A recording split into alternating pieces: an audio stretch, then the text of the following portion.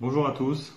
Je remercie mon ami Cédric De Bruyne pour cette nomination, pour ce petit challenge de présentation du matériel. Donc, pour ce challenge, j'ai décidé de vous présenter tout le matériel que j'utilise pour faire une ligne pour le carpodrome. Donc, la base de la ligne, c'est le nylon.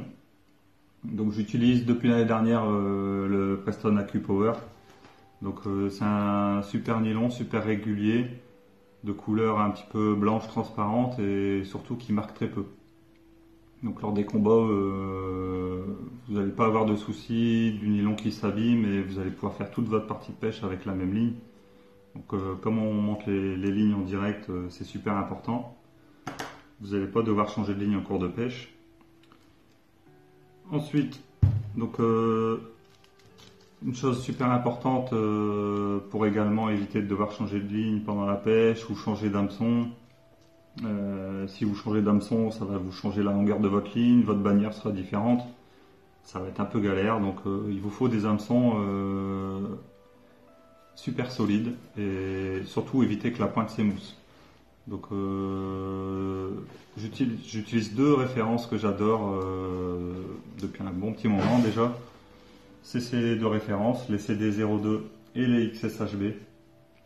Donc les XSHB plutôt début et fin de saison, ils sont un petit peu plus fin de fer, donc je les utilise plutôt dans ce cas-là.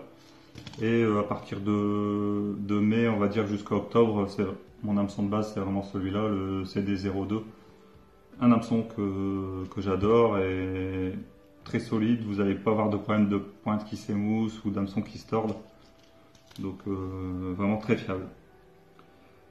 Donc j'ai déjà positionné le flotteur sur la ligne que je vais faire. Donc un petit détail que je trouve très important, c'est les gaines.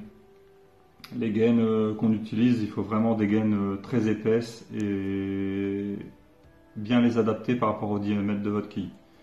Donc là par exemple pour une quille de 1 mm, je prends deux gaines de 0,7 et une gaine de 0,5. Donc la gaine de 0,5, elle va serrer très fort le flotteur sur le nylon.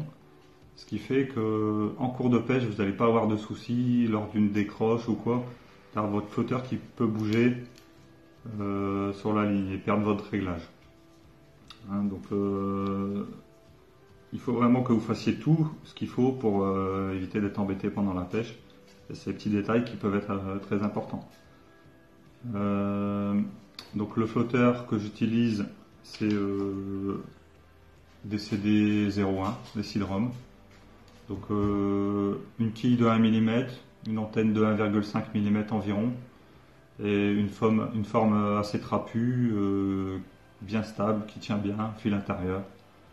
Donc c'est vraiment le genre de flotteur que je vous conseille.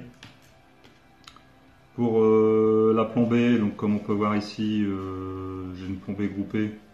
Donc pour un flotteur de 0,30, j'ai 4 plombs numéro 9. Hein, donc 4 plombs, donc j'utilise pour les plombs, j'utilise depuis des années les plombs Stotz. C'est des petits plombs carrés avec une fente idéale pour pouvoir positionner ça sur des gros nylons. On peut même ajuster ça avec des petits plombs numéro 13.